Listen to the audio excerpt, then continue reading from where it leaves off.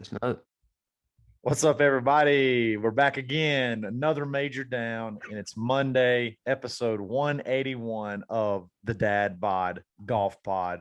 The PGA Championship's in the books, and we're here to talk about it. Tonight's episode is brought to you by Bet Online, the #1 sports betting website in the country.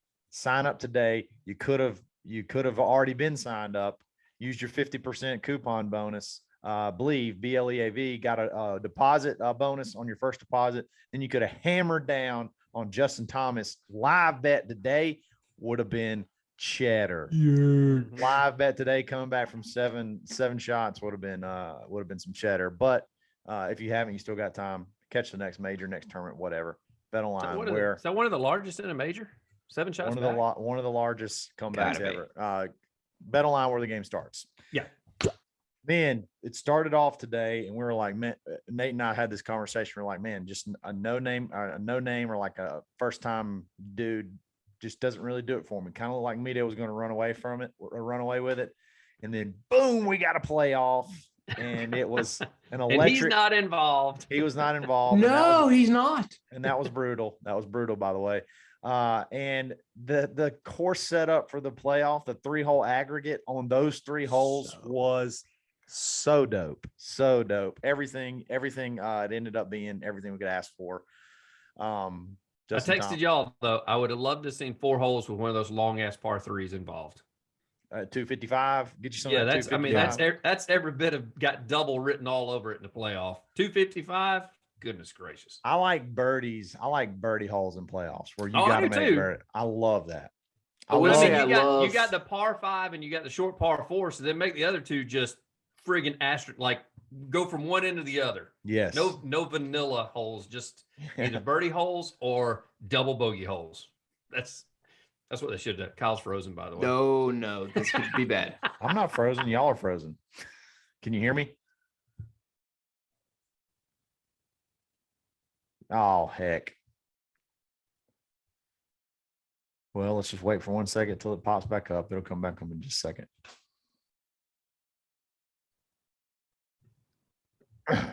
Sorry about that, guys. A little bit of technical difficulties. We were talking about the playoff, and Ben was talking about how much he liked vanilla holes. So go ahead, Ben. Keep going. That was what you've been saving up for. That's why you had that funny frozen face there for a minute there, bud. Yeah. No, I said I like the extremes. I want the birdieable holes and I want the double bogey holes. So somebody can either shoot themselves out of it or they can win it. So and 18 is that. Yeah. Without a doubt. Holy crap, what a hard hole. Like that, that second shot, you're hitting up seems like you're hitting up a mountain, and there's water all up the right, and it's so long. It's over 500 yards. I mean, it's just ridiculous. But how cool is that clubhouse? That thing looks massive. Oh, it's there. Everything about that place I really like. We're going to talk about there were some particular critiques about it. We'll talk about that towards the end. But right off the bat, so we talked about the playoff. Justin came back from 7 shots. Who are y'all? I mean, how are you feeling? Who are you rooting for? Where did you find yourself like that last round? I was rooting against Mito all day. All day. Same. I was rooting. Yeah, I didn't really care who won. I just was rooting against Mito, and I don't know why. Because the more and more they talked about him, about how he retired for 3 years and came back, and it was Joaquin Neiman's like hero growing up because he was like 5 years older than him, and he said he wanted to be like it. So I was like, oh, the guy sounds like a nice guy. I don't want him to win, but nice guy. So, I think the whole Mito Pierre thing's fake. I think he's actually from Huntsville. He did not look like he was from South America. He talked. My roommate texted me. He says during the interview, he said Mito sounds like Rocky Balboa. Oh gosh. And as soon as he said that, I was like, he's telling the truth. He really does sound like Rocky Balboa. He sounds like like that northern, type. I don't believe he's from Chile, just like I don't believe Abraham Answer's from Mexico. I don't believe either one of them.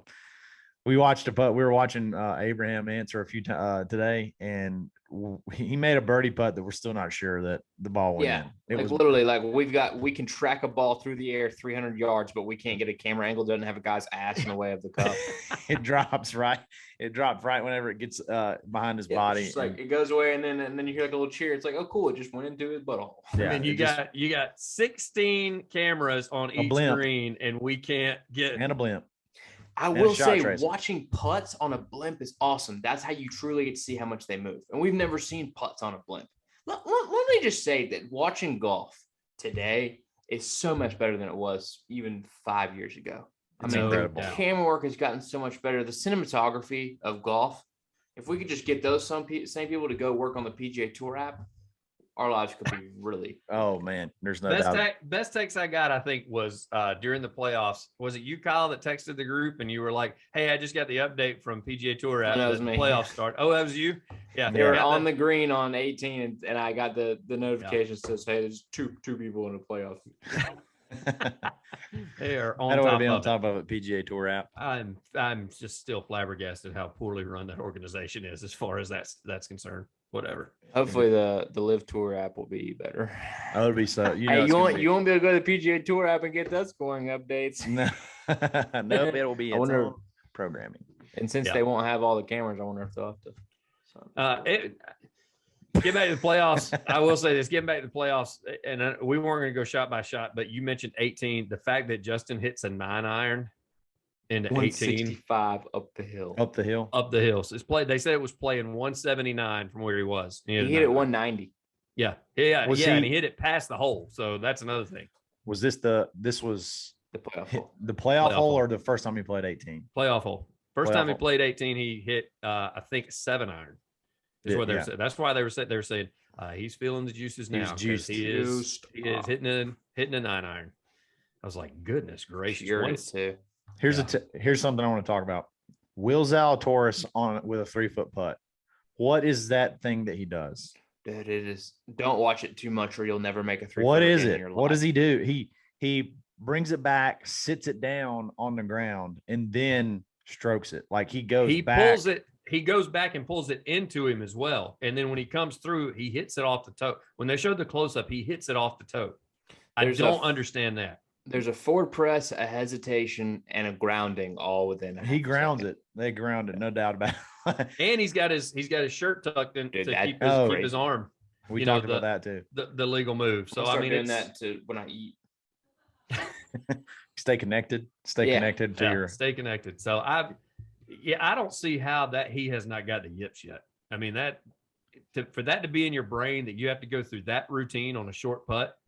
Because he doesn't do that on the long putts. It's only the short ones, the 3-footers. And they're talking about how that's his uncomfortable range. No shit. Look at the way he's putting. It's uncomfortable for me to watch him. Yeah, it's uncomfortable. That's my uncomfortable range. Yeah, that's crazy. That dude, though, man, to be that small and hit the ball the way he does, he's going to be fun to watch. He's going to win a major. There's no doubt about it. Maybe this year. The fact that there was less than 300 pounds of golfers playing in the playoffs, that's fantastic. and they hit it over 300 yards. And they are just ripping it. Just absolutely. That's like pure maximizing physics in your body. And like that's pure maximizing your motion. It's just unbelievable. Was that a 3-wood that JT hit on 17 in the playoff? Yeah, he hit 3-wood. Yeah, 3-wood and just laid it in there. And they did that sexy rip back club. Not kamikaze. It was like Chichi Rodriguez kind of whip back the samurai swing, and then he kind of just stuck it in his sheath. Sword. It was great. That was. And he was like, "Catch that one, Zally." That's exactly what I was hoping for out of that hole. I was hoping somebody would hit an electric shot like that in the middle of the green. I thought it was going to be Zalatoris in regulation, but he hit it in the bunker. Yep. He still had a chance to make birdie. He hit it in that uncomfortable range. I guess he had like 5-6 feet, missed it. Nah, it's about a 10-footer. About a 10-footer. Yeah. Okay. Yeah. Maybe it was a little bit longer than it looked. He used the straight back and straight forward on that stroke. Yeah. Maybe that was the issue. Maybe he should have done the whole Double clutch. The club tap off the toe. Maybe that would have done something for him because he did hit it past he did put it past the hole. He did. Look, if you want a nightmare, just go. There's videos all over Instagram. Go watch just the view of his putter and watch it 10 times in a row, and you won't sleep tonight. I don't know how balls go. I don't know how he gets it in the hole on those, especially on the short ones. I couldn't imagine watching him as somebody that's a playing partner with him, because there's a guy. He'll remain nameless because I think he does listen to the pod. There's a guy that I play with pretty regular, and he pauses on his backswing putting, and it looks like he's scrubbing his putter every single time, and it bothers me. It feels like he's balking at it. And then when he makes the stroke, I'm like, why did he hit that? Like, and I've been playing with this guy for like the last 15 years, and he does it every single time. You're not talking about Doc, are you? No, but it's fascinating. Like, I don't see how he, and it doesn't matter if it's a long putt, short, I don't see how he does it. And that's part of his routine. So maybe that's the way it is with Zalatoris. Maybe it's just kind of, now it's that thing. He has to do it now in order for it to be normal. Yeah. He hit so many greens and so many fairways that, like, if he can ever just be a fairly good putter. And he was, I think at one point in time, in the tournament, he was leading strokes game putting at some point in time during the weekend. So that's what's kind of funny to see, those kind of quirky things for a guy that can putt pretty good at times. So he said in his post-round interview that his Saturday is what killed him. He said he just did not, even though he hung in there and he still was within the lead, he said he just never felt comfortable on the course at all on Saturday. Yeah. So he's a bulldog though. Like he's not the only one out there. You want to compare all of our picks real quick? Should we run through those? Yeah, let's. Mine didn't make the cut, so yeah, you guys go ahead. Scheffler 6 over, didn't make the cut. Did Rahm? I think he made the cut into that embarrassing part where you just want to get done. He wasn't last. Yeah, he made it. I think at like +4, and then he had another over par day, I think, on Saturday, so he was out of it. What's the deal with him? Cam had a pretty good little thing. Who? John Rahm? Yeah, with Rombo. Is he really just not that good? I mean, yeah, he's not that good. 6 over. He was just 200 today. According to Pat Perez, he's the best golfer on tour. Well, that was months ago. Also, that was months ago in that interview. That was last week. when the interviews were done, when that interview was done, that was months ago. No, he did it on the cast where they had Joe Buck and okay. He said it again. Cam Smith, T13, good little top 15 for Team Nate. Let's see. I can't even scroll down far enough to find Rahm. Oh, you did good. I think I picked Rahm pretty much everywhere I could pick him. And then I thought I had Max Homa as kind of like an underdog. He finished even par. He was 50 or 60 to 1, and he finished T13. So he played really good on Thursday, just kind of faltered. Yep. Okay, we got to talk about it. It makes me so mad every time I watch this guy play golf, because he's so good and nothing ever happens, is Rory. Oh my gosh. What he goes out today. And shreds the course. He shreds the course on Thursday. And then it's just like I'm just happy to be there Friday and Saturday. And he just goes through the motions on Friday and Saturday. Somebody said Sunday, he birdies 3 out of his first 4 holes today. Yeah. I told you, I was like, he's going to shoot 62, come in second, and talk about how much fun he had out there not winning. That's what's going to happen. Hey, and he could have backed in. I mean, he was 3 under. He was 3 under through his first 4 holes. 5 under got in the playoff. Like, if he could have just made a couple more birdies. He made an emotional deal about him on my solo pod, talking about an old friend. Yeah. You know what? That old friend just went and took a poop in my yard. He is and lit it on fire. He's been, I mean, this has been the story of his, especially the last few seasons. And I don't get it. I don't know what he's got to do mentally to change on Friday and Saturday.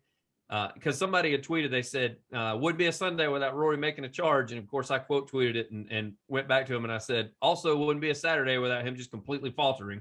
Right. Yeah. Exactly. Having to make a charge because he's 10 shots back after 3 rounds. Because he shot a 90 on Saturday. So that's, there was a graphic.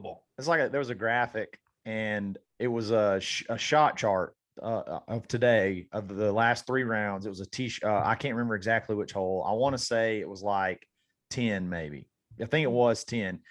three shots in the middle of the fairway, 360, like all the way down to the creek, like at the bottom. It's like, and then I think he hit his fourth. I think he hit 4 over 350 yards on that hole to within 100 yards of the green. Like, okay, I know that's only one hole out of 18, but like, this guy is just so you're playing a different course than everybody when you're doing that, though. The 255 par 3, he hit it like a cut 4-iron to the middle of the green.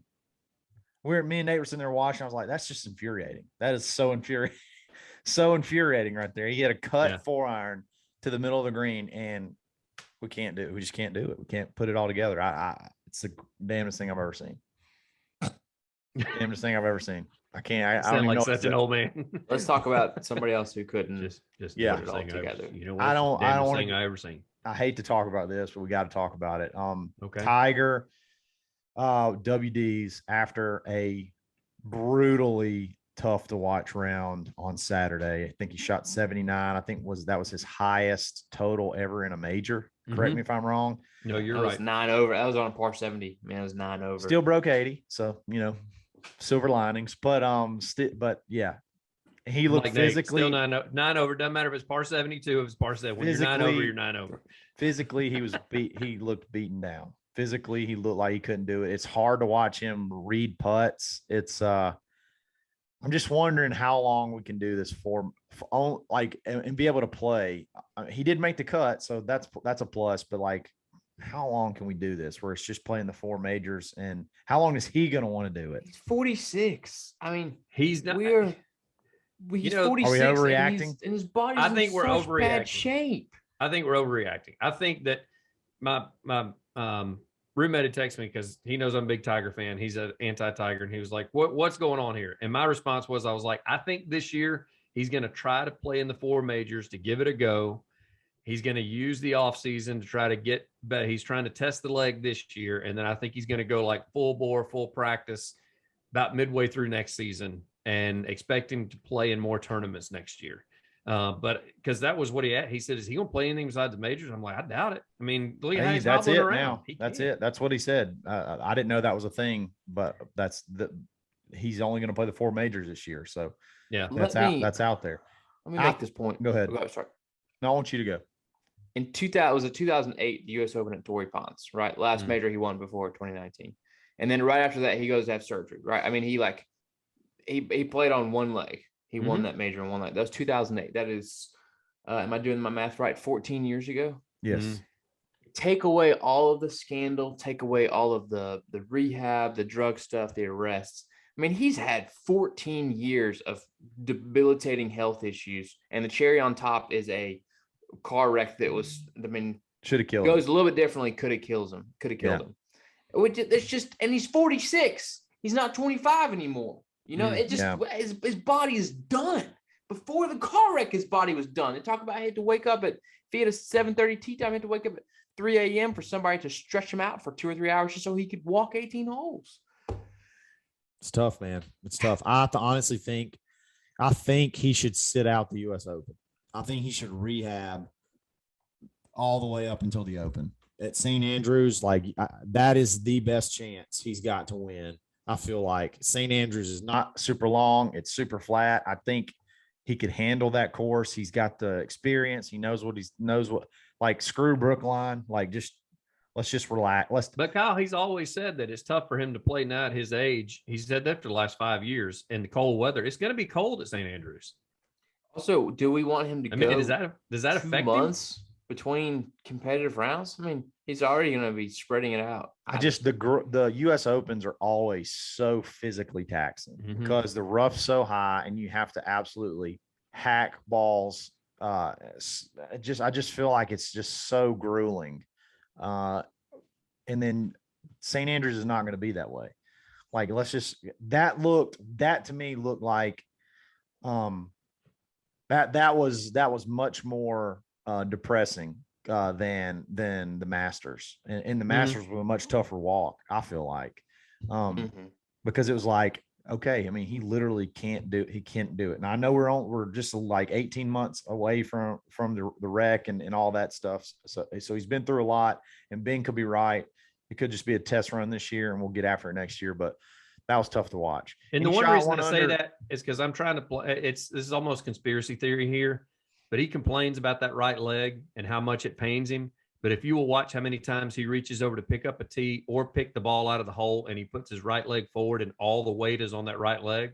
And I'm kind of like, okay, bub, like if it's that bad, you got to find a way to work around it. So you're not constantly putting stress on it. Yeah. Like the fact that you're leaning over on one leg and it's the right leg, the bad leg, constantly, that like you got to have more self-awareness than that. Maybe that's what it could be, that or the 100 holes that he walked that way. I mean, yeah, but I'm saying if it hurts him that bad, why is he doing that? I mean, we've all had sore ankles or knees or legs or whatever. And this guy's got a shattered one. Because he's not going to do the thing where you bend down with both legs, squat down, and put your chin on the ground. He will never do that. It'll always be the one leg. He did it to get the ball out of the hole when he was having the back issues. It'll always be the one leg bend over. That's right. Cool. If you can't do that, he won't play. Ben, you mentioned about the cold. Saturday was cold. Saturday was probably rough on his body.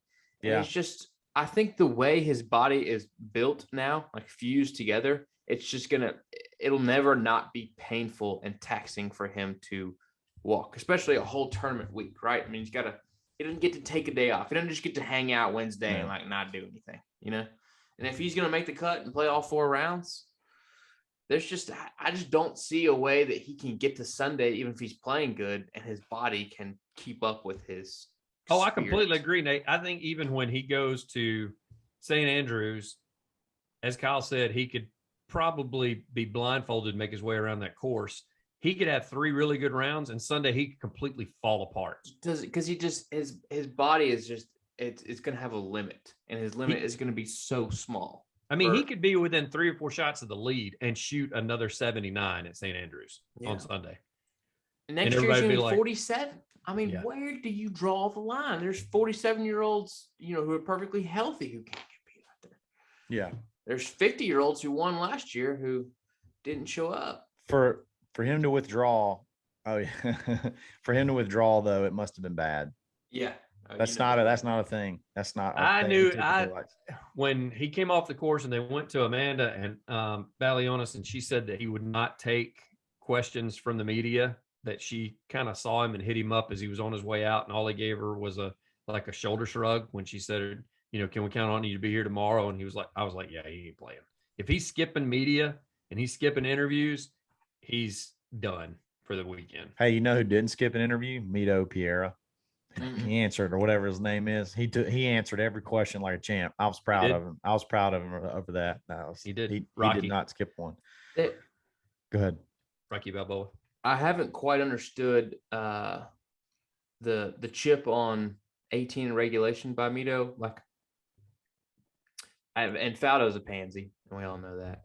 But Faldo was kind of knocking him, and it did seem fast. It seemed like he got up there, pointed to a couple things, and then hit that thing.